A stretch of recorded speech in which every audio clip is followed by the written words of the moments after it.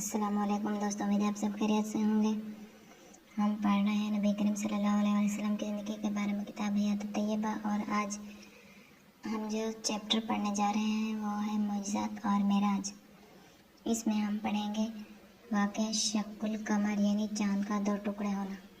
دین کی اصطلاح میں معجزہ اس بات کو کہتے ہیں جو اللہ تعالیٰ کسی پیغمبر کے دعوے نبوت کو ثابت کرنے کے لیے دنیا والوں کے سامنے ظاہر فرمائے۔ اس کے لیے ایک شرط یہ بھی ہے کہ وہ عام عادت کے خلاف ہو، مثلاً آگ کا کام جلانا ہے لیکن وہ نہ جلائے، مردہ جی اٹھے یا لکڑی سانپ بن جائے وغیرہ وغیرہ۔ جو کہ دنیا میں ہر فعل کی اصل علت اللہ تعالیٰ کی قدرت اور اس کا ارادہ ہے۔ اسی لیے جس طرح کچھ کام مقررہ اصولوں کے ماتحت مسلسل ہوا کرتے ہیں، اسی طرح اللہ تعالیٰ کی قدرت کے ماتحت کچھ کام ان عادی اصولوں سے ہٹ کر کچھ دوسرے غیر عادی اصولوں کے ماتحت بھی ہو سکتے ہیں، اور جب اللہ چاہتا ہے ہو جایا کرتے ہیں۔ اکثر انبیاء علیہ السلام کو ان کی نبوت کے لیے معجزے عطا کیے گئے تھے، لیکن یہ معجزات کافروں کے لیے ایمان لانے اور یقین کرنے کا سبب کم ہی ہوئے ہیں۔ معجزات کا ظہور ایک قسم کا اتمام حجت ہوتا ہے۔ اسی لیے جب لوگوں نے معجزے دیکھنے کے بعد بھی نبی کا انکار ہی کیا تو ان پر اللہ کا عذاب نازل ہوا ہے اور انہیں دنیا سے مٹا دیا گیا ہے۔ قریش کے کفار بھی حضرت صلی اللہ علیہ وسلم سے معجزے طلب کرتے تھے۔ ان کی یہ طلب برابر ٹالی جا رہی تھی، کیونکہ اللہ تعالیٰ کا طریقہ یہی رہا ہے کہ اگر لوگوں کے سامنے ان کی طلب کے جواب میں کوئی واضح معجزہ دکھایا جائے تو پھر ان کے لیے دو ہی راستے رہ جاتے ہیں، ایمان یا ہلاکت۔ اللہ تعالیٰ کی مشیت کا فیصلہ ابھی ان لوگوں کے ہلاک کرنے کا نہیں تھا، اس لیے ان کا یہ مطالبہ برابر ٹالا جا رہا تھا۔ لیکن اب جب کہ تقریباً 10-11 سال مسلسل دعوت دیتے ہوئے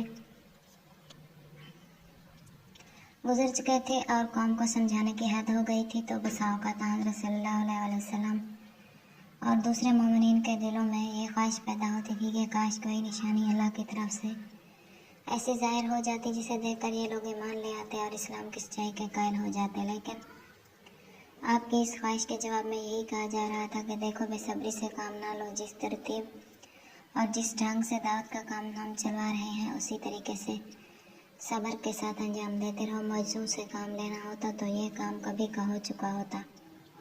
ہم چاہتے تو ایک ایک کافر کے دل کو موم کر دیتے اور ان کو زبردستی ہدایت کے راستے پر چلا دیتے، لیکن یہ ہمارا طریقہ نہیں ہے۔ اس طرح نہ تو انسان کے ارادہ اور اختیار کا امتحان ہوتا ہے اور نہ وہ فکری اور اخلاقی انقلاب آتا ہے جس کی بنیاد پر ایک کامیاب معاشرہ بنا کرتا ہے۔ تاہم اگر لوگوں کے بے پرواہی اور ان کے انکار کی وجہ سے تم حالات کا مقابلہ صبر کے ساتھ نہیں کر سکتے تو جو تمہارا بس چلے وہ کر لو، زمین میں گھس کر یا آسمان پر چڑھ کر کوئی معجزہ لے آؤ، سورہ انعام۔ لیکن اس کا یہ مطلب نہیں ہے کہ حضرت صلی اللہ علیہ وسلم کو معجزات عطا نہیں ہوئے۔ آپ صلی اللہ علیہ وسلم کا سب سے بڑا معجزہ تو خود قرآن مجید ہے، جس کے بارے میں تفصیل آئندہ صفحات میں اپنے موقع پر آئے گی۔ اس کے علاوہ مناسب موقعوں پر آپ کی ذات سے بے شمار معجزات کا ظہور ہوا ہے، ان میں سے چاند کا دو ٹکڑے ہونا یعنی شق القمر، اور آپ صلی اللہ علیہ وسلم کا آسمانوں کی سیر کے لیے تشریف لے جانا، معراج، بہت اہم ہے۔ ان کے علاوہ بہت سی پیش گوئیاں، آپ صلی اللہ علیہ وسلم کی دعا سے پانی کا برسنا، لوگوں کا ہدایت یاب ہونا، ضرورت کے وقت تھوڑی سی چیز کا بہت ہو جانا، مریضوں کا اچھا ہو جانا، پانی جاری ہو جانا وغیرہ وغیرہ بے شمار معجزات ہیں جن کا ظہور اپنے اپنے وقت پر ہوا ہے۔ شق القمر، کفار مکہ پر اتمام حجت کرنے کے لیے حضرت صلی اللہ علیہ وسلم کے معجزات میں سے چاند کا دو ٹکڑے ہو جانا ایک بہت اہم معجزہ ہے۔ حضرت عبداللہ بن مسعود نے اس واقعہ کی روایت کی ہے جو صحیح بخاری اور مسلم وغیرہ میں مذکور ہے۔ وہ اس واقعہ کے وقت موجود تھے اور انہوں نے اپنی آنکھوں سے چاند کو دو ٹکڑے ہوتے دیکھا تھا۔ وہ فرماتے ہیں ہم حضرت صلی اللہ علیہ وسلم کے ساتھ مینا میں تھے کہ چاند دو ٹکڑے ہو گیا اور اس کا ایک ٹکڑا پہاڑ کی طرف چلا گیا۔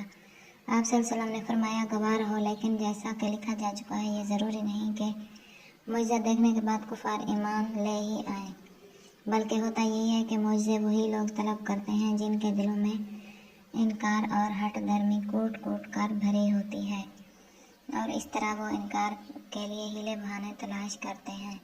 جن کے دلوں میں ایمان قبول کرنے کی صلاحیت ہوتی ہے اور جو اغراض اور مادی مفادات کے پھندوں میں جکڑے ہوئے نہیں ہوتے، ان کو تو رسول صلی اللہ علیہ وسلم کی ذات اور اس کی تعلیمات ہی سب سے بڑھ کر معجزہ دکھائی دیتی ہیں،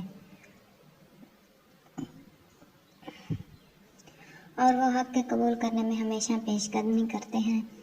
چنانچہ چاند کے پھٹ جانے کے بعد بھی کفار نے یہی کہا کہ ارے یہ تو جادو کے زور سے ایسے کام ہوتے ہی آئے ہیں۔ اس طرح ان لوگوں کو ہدایت تو نہ ہوئی، البتہ ان کے جرموں کی فہرست میں ایک اہم جرم اور بڑھ گیا کہ انہوں نے ایسی کھلی ہوئی نشانی کے بعد بھی اللہ کے رسول صلی اللہ علیہ وآلہ وسلم کو جھوٹا سمجھا۔ آج کی ہماری یہ ویڈیو یہاں پر ختم ہوتی ہے۔ اگر ویڈیو پسند آئی ہے تو لائک کر دیں، چینل پر نئے ہیں تو چینل کو سبسکرائب کر دیں تاکہ اسلامی کتابوں کی تمام ویڈیوز آپ تک پہنچتی رہیں۔ ہم اپنی اگلی ویڈیو کے ساتھ پھر آپ کی خدمت میں حاضر ہوں گے۔ تب تک کے لیے اللہ نگہبان۔